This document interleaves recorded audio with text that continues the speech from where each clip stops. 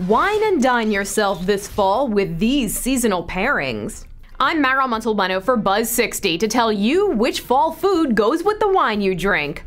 Or the wine with the food you eat. It's basically the same thing. Roasted chicken is pretty versatile. You have your pick of wine with this comforting classic. If you prefer white wines, go with a Sauvignon Blanc or an oaked Chardonnay. If red is your preference, open a good Merlot. Beef stew is a hearty dish and needs a bold red wine to stand up to it. Try a Cabernet Sauvignon or a Malbec. Barbecue ribs don't just have to be enjoyed with beer. A Syrah or a Zinfandel can class up your fall barbecue. Pumpkin can and will be worked into almost any fall dish, and white wine is usually the way to go. If your dish is savory, like a pumpkin soup, try a Viognier or a Chardonnay. If you're having something sweet like pumpkin pie, then choose a sweeter wine like Riesling. And don't forget about all the apples you're going to pick. Pop open a bottle of champagne or other sparkling wine to go with your pie. For all the time it takes you to make that apple pie, you deserve a little celebration. Buzz60, now you know, pass it on.